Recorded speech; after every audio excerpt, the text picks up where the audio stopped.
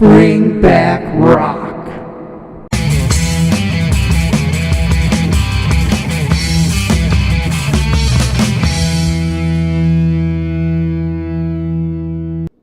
Hey everybody, it's Dean. Welcome to Bring Back Rock.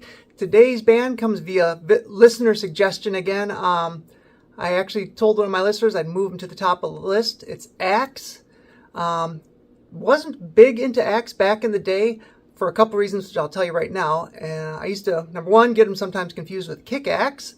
And now that I say that, I really hope it was Axe and not Kick Axe he was asking for. But I've got suggestions for both, so I'm making somebody happy, I guess. All right. Number two, their initial breakup was in 1984. So it was just as that real hard rock and heavy metal explosion got going. So they weren't in the rock and roll magazines, which is where I got most of my information on the new bands. The second thing is there was a lot of axes flying around in metal at that time. We had bands like Axe, Kick Axe, Lillian Axe, Axe Battler, Axe Witch, Axe Victim. Lizzie Borden was kind of Axe adjacent, named after an axe murderer who had that poem written about her that Lizzie Borden took an axe, gave her mother 40 whacks. When she saw what she had done, she gave her father 41. And they had an album called Give 'Em the Axe. I'm sure I'm even missing some Axe bands. There was a lot of Axe bands around at the time. So between those two things, they kind of flew under my radar. I probably knew Rock and Roll Party in the Streets, but that was probably about it. So it's a good suggestion. I got to dive deeper into their catalog and learn a bit about them. So I'm going to share that information with you. This is Axe. Axe started out in Colorado as the band Babyface, who accidentally had 2 hits. Now, how do you accidentally have a hit? I'll explain. You see, the first hit was Never in My Life, which went to number 17 on Cashbox and number 30 on the adult contemporary Billboard charts. Well, here's how you have an accidental hit. The label owner and producer of the song took out all the guitars and replaced them with strings from a Minnesota orchestra. He remixed it, released it. The song was under 2 minutes long, which was perfect for stations to use whenever they needed a couple minutes to fill, either to catch up to a break or to the top of the hour. So it was hit more for the length of the song than the song itself, especially when the producer took out anything that made it remotely rock. They also had a minor hit with Making My Way to Miami, which reached number 50. The band was approached to record the song, refused, but Bobby Barth agreed to sing it. With a Super Bowl in Miami that year, it helped turn it into a minor hit, went to about number 50 on the Billboard charts. Well, with 2 mellow adult contemporary hits, they had people coming to the concert in suits and party dresses, looking at them in dirty denim and leather and t-shirts, wondering what the hell was going on. Usually they would all leave right after that first song, Never in My Life, was played. Well, they knew they could not continue as Babyface if they wanted a career as a rock band, so they went on a hiatus, moved to Gainesville, added a second guitarist, and rebranded as Axe, signing with MCA to release their self-titled debut, Axe, in 1979. With the lineup of Edgar Riley on keyboards, Bobby Barth on guitar and lead vocals, Mike Turpin on bass, Teddy Muller on drums, and Mike Osborne was added as a second guitarist. The band was seen on the album all sporting BC Rich guitars, one of the first bands to do so exclusively. Living on the Edge, the band's second album, came out in 1980. In 1982, the band changed labels to Atco and released The Offering, which spawned the rock hit Rock and Roll Party in the Streets. They also added a new bass player, Wayne Hayner. Sometime in the early 80s, the band had a meeting with MTV. Now, the band basically had the image of a biker bar band, denim, leather, t-shirts, no frills. MTV said, "They look so rough. Any chance of softening their look? We like Duran Duran. Would you consider something like that?" Nope. They play rock and roll, ride motorcycles. Bobby Barth said he probably killed his career right there. The band toured with a lot of heavyweights. Scorpions, Kiss, Judas Priest, ZZ Top, Iron Maiden, and even Ozzy Osbourne.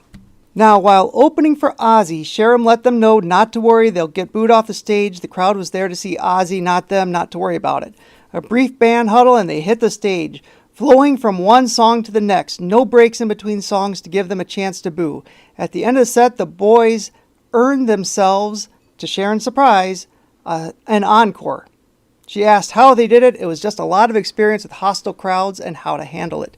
In 1984 was pivotal for the band. They released their fourth album, Nemesis, and earned a 2 with new Bad Boys on the Block, Motley Crue. I'm not sure on the timing of this. I believe it was after the tour with Motley Crue, the band suffered a tragedy. A car accident that killed guitarist Michael Osborne and seriously injured Bobby Barth, requiring months to recover. After the accident, the band dissolved, ending the classic era lineup. Bobby, he went on to play in Blackfoot for the Vertical Smiles album and tour and released a solo album called Two Hearts, One Beat in 1986. Now in 1989, the band briefly tried to reform but didn't last long, and then Bobby headed to Australia to play with Rose Tattoo frontman Angry Anderson's new band. In 1996, they once again reformed. However, former Frank Zappa singer Bob Harris was now tapped to sing for the band. With him, they released Five in 1997 and The Crown in 2000. The band's latest and said to be final album was released in 2019 called Final Offering. Now, Bobby also has thought about writing a book. One reason he hasn't was not to let out stories that might embarrass other people. For example, he said he and Nikki Sixx hung out a lot on the road, and there are some stories Nikki's wife may not want to hear. Honorable thought, but pretty sure there are not any stories more shocking than the Crue have already told about themselves. I mean, really, 4 libertines with virtually no consequences pushing the boundaries. Bobby, your stories are not going to sully Nikki's reputation. Just entertain those of us who love hearing those stories. So write the book, brother. Oh, and Bobby is now also producing. So there we go. That's a bit on Axe. Now we'll listen to some song samples, and I will catch up with you at the end of the video. I'm sure you'll find we got to put the word out for certain. Once the party gets started, we're all here to stay. Let's have a knockdown, drag out, rock and roll party in the street. Get all the boys together, have them tell everybody that they meet. Friday night at midnight, we're all gonna get what we need. Let's have a knockdown, drag out, rock and roll party in the street. Let's have a knockdown, drag out, rock and roll party in the street. Get all the boys together, have them tell everybody that they meet. Friday night at midnight, we're all gonna I felt like a fool. Everyone forgot her. Born under a bad sign. Forever paying dues. It's not something gonna make the news.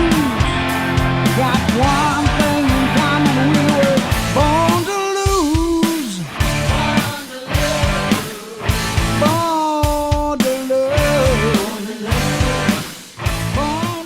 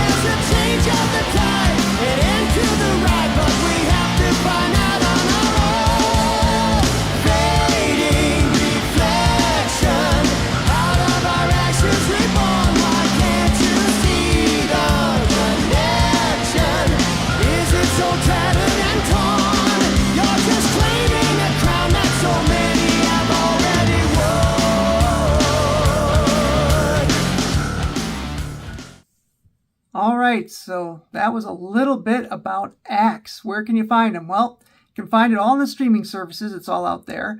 If you want the CDs, a lot of them are still available. Some you'll have to get used. Most of them are still in that CD price range, $18 to $20. There's a box set with the first 4 albums for between $40 and $50. You'll find it. That's the best place probably to get those first 2 albums because they are the ones that are getting more expensive. I want to just say thanks to everybody for watching. Thanks for taking the time, subscribing, sharing. Any way you support the channel, I really do appreciate it. Also love hearing from you, so thanks again, and I will catch you on the next episode.